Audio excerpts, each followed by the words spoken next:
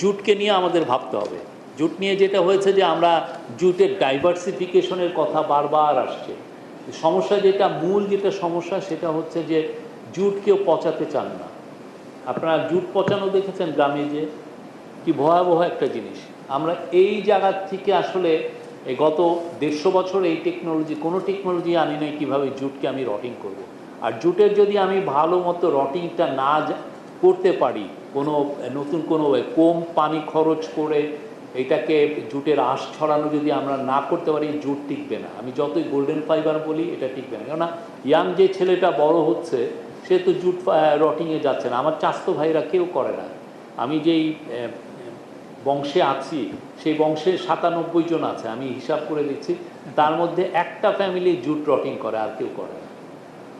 তার গ্রামেই আছে।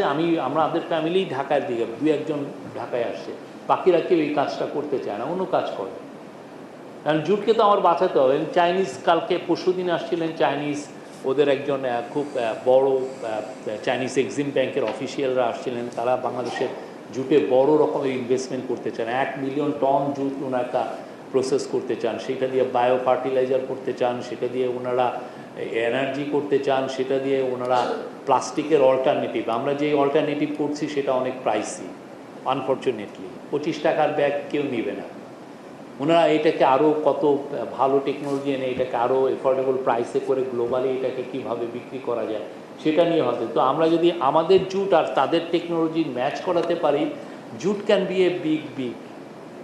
তো এই জায়গাটাও আমাদের ভাবতে হবে। আমরা এই একই জিনিস কিছু হলেই একটু পরে এটা নিয়ে কমিটি করো, ওইটা নিয়ে নতুন প্রতিষ্ঠান করো, ওইটা নিয়ে জুট ডাইভার্সিফিকেশনের নতুন ইয়ে করো, খুব ঘটা করে কিছু জুটের ব্যাগ, কিছু মানে খুব ক্লেভার বিজনেসম্যান এটা আবার একটু করে আমাদেরকে বিক্রি করে দেখা দিয়ে যাচ্ছেন যে হ্যাঁ জুট ডাইভার্সিফিকেশন হচ্ছে।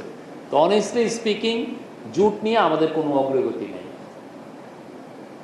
আমরা সেই কার্পেট ব্যাকিংই করছি, আমরা সেই স্যাকিংই করছি, বস্তা করছি, কিছু কার্পেট টাইপের ইয়ে করছি, এর বাইরে কিছু করছি না। 2-1টা ব্যাগ করি যেটা আপনি মানে সরকারি পৃষ্ঠপোষকতায় ওই ব্যাগগুলো বিক্রি হয়, আদারওয়াইজ কেউ নিতেও না।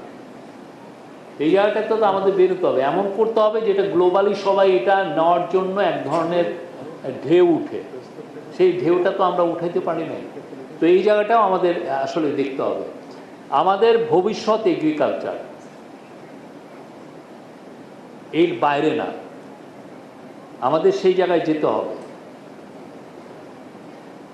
এবং এই জায়গায় যাওয়ার জন্য বিএডিএফ কাজ করছে, নেক্সট গভর্নমেন্টগুলো কাজ করবে, আমরা কাজ করেছি।